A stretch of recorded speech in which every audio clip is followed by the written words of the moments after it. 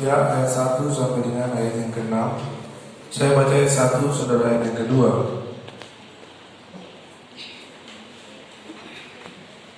Kepada jemaat di Sardis, dan tuliskan kepada malaikat jemaat di Sardis, inilah firman Dia yang memiliki ketujuh roh Allah dan ketujuh bintang itu. Aku tahu segala pekerjaanmu, engkau dikatakan hidup padahal engkau mati. Dan kuatkanlah apa yang masih tinggal, yang sudah hampir mati. Sebab tidak satu pun dari pekerjaanmu yang akan dapat disempurnakan di hadapan Allahku. Karena itu ingatlah bagaimana engkau telah menerima dan mendengarnya. Turutilah itu dan bertobatlah. Karena jika engkau tidak berjaga-jaga, aku akan datang seperti pencuri, dan engkau tidak tahu pada waktu manakah aku tiba-tiba datang kepadamu. Ada beberapa orang yang tidak mencemarkan pakaiannya. Mereka akan berjalan dengan aku dalam pakaian putih, karena mereka adalah layak untuk itu. Barang siapa menang, ia akan dikenakan pakaian putih yang demikian. Aku tidak akan menghapus namanya dari kitab kehidupan, melainkan aku akan mengaku namanya di hadapan Bapakku dan di hadapan para malaikatnya. Siapa berdengar, hendaklah ia mendengarkan apa yang dikatakan Roh kepada jemaat-jemaat. Amin. Saudara ya, ayat 6 dikunci dengan kata siapa bertelinga, hendaklah ia mendengarkan apa yang dikatakan Roh Kudus kepada jemaat-jemaat. Jadi Roh Kudus berbicara buat gereja, buat orang Kristen. Ada 7 gereja, ini gereja yang kelima. Ada 7 gereja. Tuhan bilang sama Yohanes di Pulau Patmos, Yohanes tulis, nasihati gereja-gereja yang ada di Asia Kecil. Nasihati para jemaat Tuhan yang ada di Asia Kecil. Dulu sekitar tahun 90-an. Lalu udah lama kan, sekarang 2020. Ya, ini ditulis sekitar tahun 90 menurut penelitian. Orang Kristennya masih hidup atau udah mati? Udah mati sebenarnya. Tahun 90. Bapak saya aja lahir tahun 42, udah mati tahun 2016. Apakah ini masih berlaku? Masih sampai kiamat, nanti sampai selesai bumi ini. Ya, ini masih berlaku buat kita yang hidup di tahun 2020. Kita hidup di akhir zaman, dan menurut tafsiran Alkitab di ujungnya akhir zaman. Jadi akhir zaman itu ada ujungnya, dan kita hidup di ujungnya itu. Kedatangan Tuhan sudah tidak lama lagi. Amin. Yesus tidak lama lagi akan datang, dan Dia memberi nasihat buat kita semua. Ya, orang Kristen zaman now, bukan zaman dulu, zaman now. Ayat yang kedua dikatakan, bangunlah dan kuatkanlah apa yang masih tinggal, yang sudah hampir mati.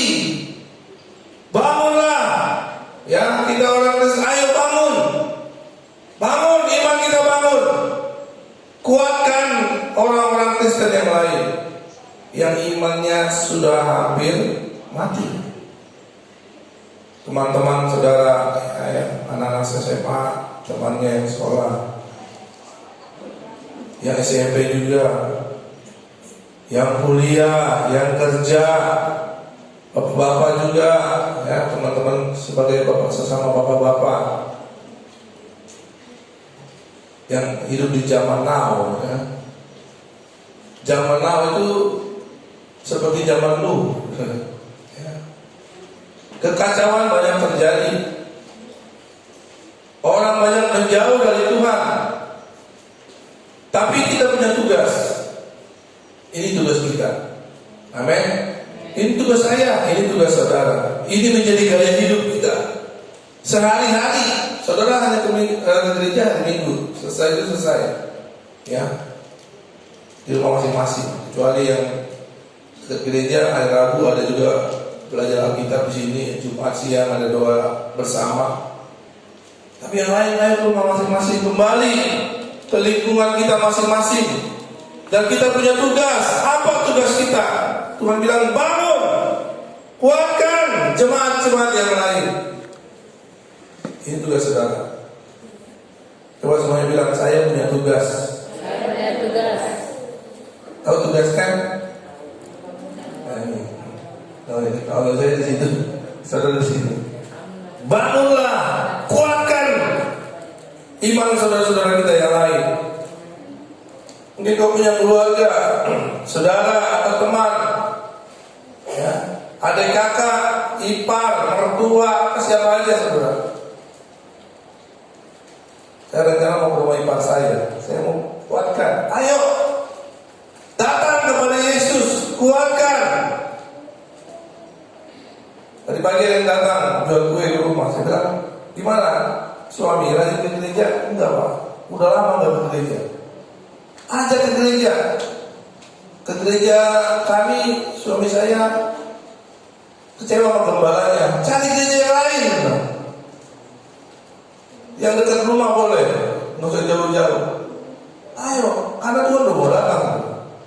Kita harus menguatkan iman keluarga kita, saudara-saudara yang ketemu saudara lah. Kalau ada orang ketemu dengan saudara dan dia orang Kristen, ingat ya, ini tugas saudara, tugas saya, tugas kita semua. Kalau dia orang Kristen dan dia ketemu dengan saudara, saya yakin bukan kebetulan, mungkin Tuhan kirim supaya ketemu dengan saudara. Nah, saudara harus tahu apa yang harus saudara katakan.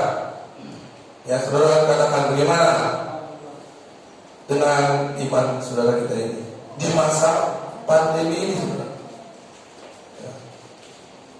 Di masa yang kalau ibadah pakai masker, kan? Semua pakai masker. Cuman kalau saya pakai masker kurang jelas. Harus cuci tangan. Rajin-rajin cuci tangan, bro. Ya, itu untuk kebersihan saudara. Jangan malas cuci tangan. Harus jaga jarak. Ya, kita jaga jarak. Ini semua kalau bisa hanya kiri dan kanan. Tapi kalau kurang di tengah-tengah, gitu. Ya, diatur. Karena memang lagi zamannya seperti itu. Kita ikutilah zamannya, kan. Ada yang pakai live streaming. Kalau bisa sih tiap minggu ada direkam, ya, dimasukin di YouTube atau di Facebook supaya orang lain bisa dengar. Tapi karena kuota mereka mahal, makanya dengan jalan live streaming, ya, apa-apa. Dulu waktu awal-awal pandemi ini kita punya live streaming, ada tiap minggu kita live streaming. Tapi setelah udah mulai enak, live streamingnya jarang. Ya, kita doakanlah supaya gereja kita ada internetnya, ya, amin. Supaya banyak yang dengar, ya, karena ini zamannya, ini zamannya, ya, supaya, nah, saudara, ini menjadi gaya hidup kita. Ya, jadi kita punya tugas, semua saudara dan saya punya tugas. Apa tugasmu? Kau harus tahu. Jangan begini. Nanti di hadapan Tuhan kita akan berdiri, kita akan berbilang, Tuhan, saya nggak tahu tugas saya. Salah. Kau harus tahu tugas. Kuatkan orang lain. Ayo, kuatkan orang lain. Pak Pendeta, saya juga perlu dikuatkan. Iya, nggak apa-apa. Kalau kau perlu dikuatkan, ya, hari ini saya kuatkan saudara. Ya. Ayo datang kepada Tuhan, dekat kepada Tuhan, berjaga-jaga. Ya. Hidup benar di hadapan Tuhan. Ayat yang berikutnya, ayat yang ketiga. Karena itu ingatlah bagaimana kau telah menerima dan mendengarnya. Turutilah itu dan bertobatlah.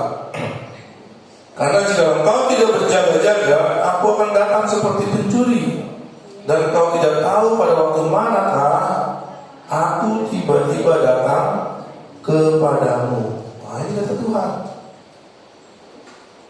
Turutilah, bertobatlah. Ya, Tuhan mau kita bertobat. Ini teguran. Tadi tugas, sekarang ditegur Tuhan, bertobat. Dari awal apa kita bertobat? dari banyak hal, dari perkataan, ya, dari perbuatan kita, dari pikiran kita. Pikiran, hati-hati saudara dengan pikiran. Ya. Pikiran saudara bagaimana?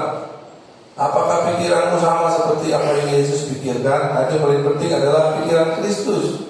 Kita harus memiliki pikiran Kristus. 1 Korintus 2 ayat 16, kemudian 1 Korintus pasal 2 ayat 16. 1 Korintus pasal 2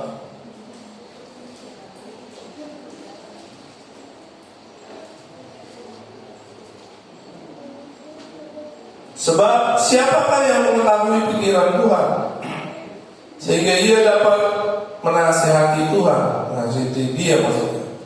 Tetapi kami memiliki pikiran Kristus. Nah, yang kita memiliki pikiran Kristus. Kalau Tuhan lihat manusia,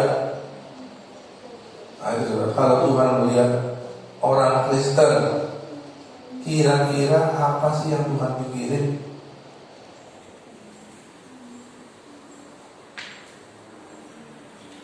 Bukan pikiran saudara ya, pikiran Tuhan. Kalau pikiran saudara gini, kayak orang Kristen masuk ke gereja saudara udah marah-marah, itu bukan pikiran Tuhan, itu pikiranmu ya.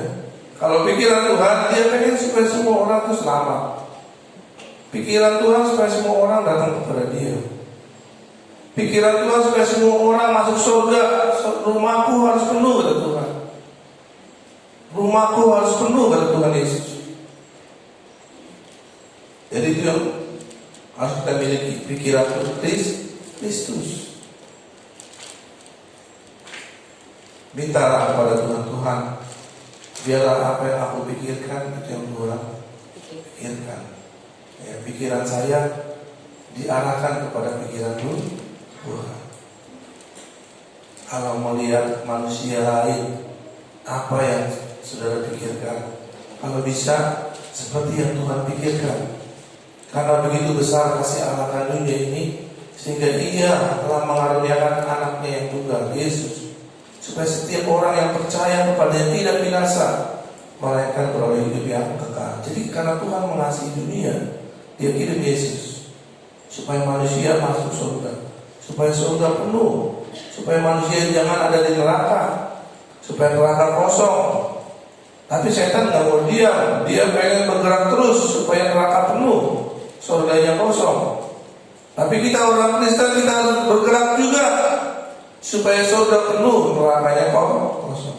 Itu pikiran Tuhan, supaya surga penuh. Makanya gereja kita hampir setiap hari Kamis, ya kita utuslah 2 orang mencari orang-orang Kristen yang sama-sama umur bolak-balik kan. Ke Sukawangi, Cabang-Bungin, Muara Gembong, terus kita cari orang Kristen, kuatkan mereka. Karena banyak orang Kristen hidup masih bernapas, tapi rohaninya sudah mati. Tapi enggak, di Muara Gembong ada, di sini ada enggak? Di sini juga banyak.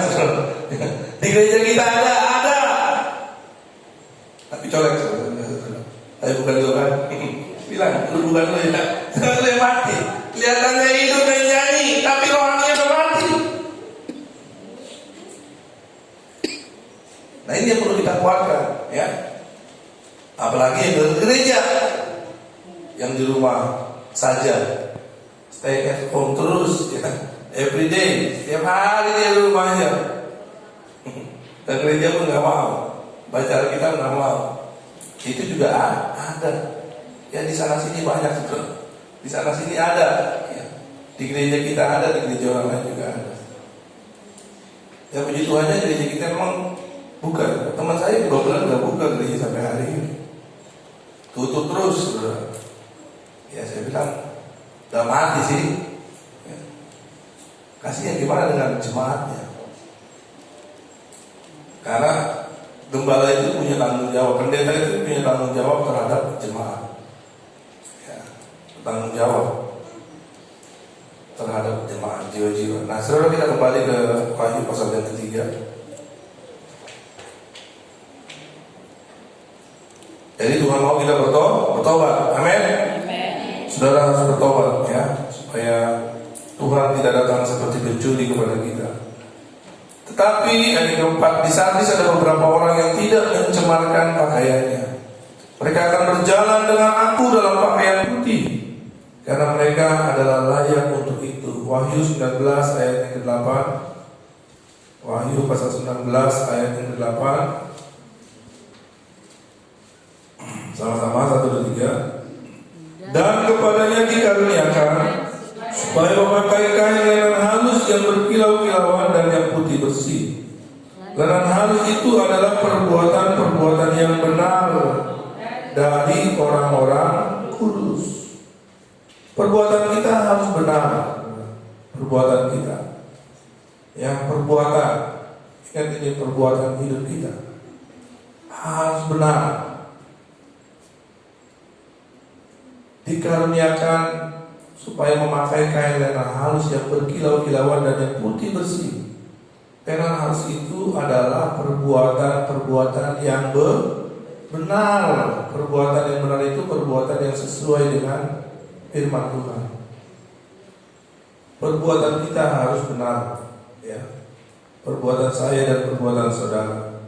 Nah, ini perlu, ya, perlu. Kalau bahasa kerennya integritas atau karakter saudara, ya. Ayo hiduplah benar. Mulai sekarang jujur, itu yang penting. Ya, walaupun nama anakmu bukan jujur, ya. Kalau punya anak jujur, kan jujur ya. Bapak jujur, mama jujur.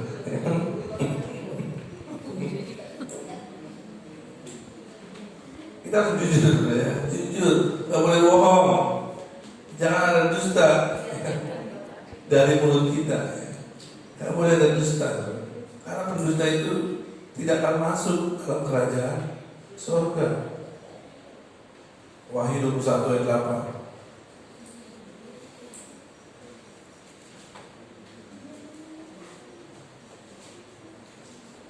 Satu, dua, tiga. Tetapi orang-orang penakut, orang-orang yang tidak percaya, orang-orang keji, orang-orang pembunuh, orang-orang sundal, tukang-tukang sihir, penyembah-penyembah berhala, dan semua pendusta, mereka akan mendapat bagian mereka dalam lautan yang menyala-nyala oleh api dan belerang. Inilah kematian yang kedua. Pendusta di situ ada. Ya. Jangan berdusta, jujur. Perbuatan kita, ya, karakter kita, integritas kita. Nah, ini Tuhan mau. Ini yang juga yang diingini oleh manusia. Suami pengen gak istrinya jujur? Bapak-bapak pengen gak istrimu jujur? Pengen. Saya juga pengen gembala jujur dalam segala hal. Ibu-ibu juga pengen kan suaminya jujur kan? Pengen. Iya, jujur. Paling gak enak hidup satu rumah bertahun-tahun, tapi dia gak jujur. Wah, gak enak susah. Sakit hati. Kalau gak jujur, serumah bertahun-tahun, tapi dia pembohong. Waduh, makanya pembohong itu dari siapa surga. Dia ikut dalam kematian yang kedua. Inilah kematian yang kedua. Berarti ada kematian kedua. Saudara mau ingin mati kedua? Enggak, nanti saya gak mau saudara. Mati sekali aja. Yang tadi kubur di Babelan, TPU Babelan, Perwira, Bangunjaya, Pondok Rangon, kalau duit di San Diego Hills, ya. Tapi satu kali mati aja, ya. Jangan 2 kali mati. Kenapa bisa 2 kali mati? Karena dia berdusta kepada Tuhan. Dia akan masuk dalam kematian yang kedua. Jadi saudara yang dikasih Tuhan, ya, coba gerak-gerak. Kita masih ada ngantuk nih, ayo gerak. Ya. Jujur saudara ya. Ayo kita hidup benar di hadapan Tuhan, ya. Lenan halus, kita pakai pakaian yang lenan halus itu yang Tuhan berikan kepada kita. Ayat yang berikut, ayat yang kelima, Wahyu 3 ayat 5. Sama-sama 1, 2, 3. Barang siapa menang, ia akan dikenakan pakaian putih yang demikian. Aku tidak akan menghapus namanya dari kitab kehidupan, melainkan aku akan mengaku namanya di hadapan Bapakku dan di hadapan para malaikatnya. Kalau kita menang, kalau kalah nggak bisa, tapi kita harus menang. Ya, saudara lagi sebelahnya, saudara harus menang. Sekarang, ayo kamu harus menang. Kita semua harus menang.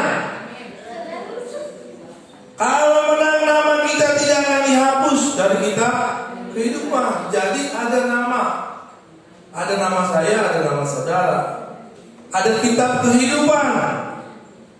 Semua orang waktu mati nanti cek ada nggak namanya di kitab kehidupan.